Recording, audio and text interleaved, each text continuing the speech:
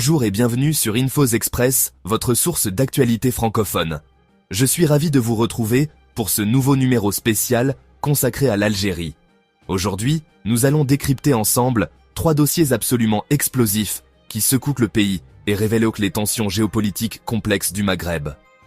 Au programme, une demande historique de l'Algérie à la France concernant les essais nucléaires coloniaux, une crise sécuritaire majeure avec la fuite spectaculaire d'un général des services secrets, et enfin, une campagne de désinformation qui a semé la confusion sur les réseaux sociaux. Restez avec nous, car ces révélations vont vous surprendre. Commençons par le premier dossier, le plus lourd historiquement. Du 15 au 19 septembre 2025, Vienne a accueilli la 79e session de la Conférence générale de l'Agence internationale de l'énergie atomique. Et c'est dans ce cadre prestigieux que l'Algérie a choisi de frapper un grand coup. Les autorités algériennes ont formulé une demande sans précédent à la France, une demande qui pourrait redéfinir les relations entre les deux pays. Rappelons le contexte. Entre 1960 et 1966, la France coloniale a effectué 17 essais nucléaires dans le Sahara algérien, notamment à Regan et Ineker. Ces explosions, d'une puissance considérable, ont laissé des traces radioactives persistantes dans le désert. 60 ans après l'indépendance, l'Algérie dit « ça suffit » et exige des comptes. La demande algérienne est claire et précise. Paris doit ouvrir toutes ses archives concernant ces essais nucléaires. Nous parlons ici de cartes détaillées indiquant l'emplacement exact des déchets radioactifs enterrés, des équipements militaires contaminés abandonnés sur place et de tous les matériaux ayant servi aux expériences. Une transparence totale, donc. Mais pourquoi maintenant ?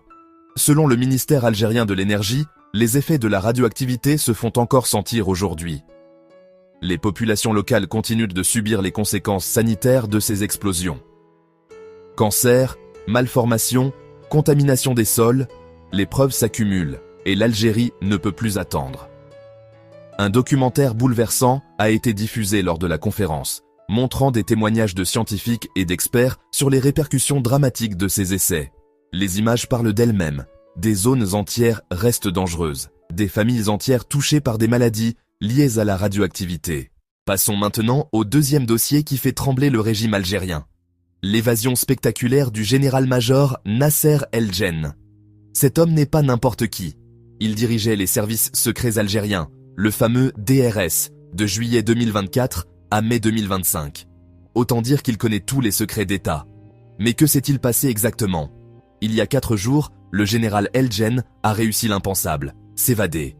Depuis, c'est la panique totale dans les hautes sphères du pouvoir algérien. Imaginez, l'ancien patron des services secrets en fuite, avec potentiellement tous les dossiers compromettants du régime. La réaction des autorités ne s'est pas fait attendre. Une récompense exceptionnelle de 100 milliards de centimes, soit environ 740 000 €, est offerte à quiconque fournira des informations permettant de localiser et d'arrêter le fugitif. C'est du jamais vu en Algérie. Cette somme astronomique révèle à quel point le régime est inquiet. Selon nos sources sur le terrain, des éléments du DRS en civil sillonnent Alger et ses environs. Ils interrogent citoyens et indicateurs, car des informations suggèrent que El-Djen n'aurait pas quitté la capitale. Toute la ville est maintenant encerclée par les forces spéciales. Mais qui est vraiment Nasser El-Djen ? Contrairement aux autres généraux du régime, c'est un homme de terrain, sportif accompli, expert en maniement d'armes, parfaitement entraîné. Les forces spéciales le redoutent car elles savent qu'il ne se rendra pas facilement. C'est un dur, comme on dit. Le plus inquiétant pour le président Tebboune, El-Djen détient apparemment des dossiers explosifs sur le clan présidentiel. Nos sources parlent d'une répétition de l'histoire du clan Bouteflika.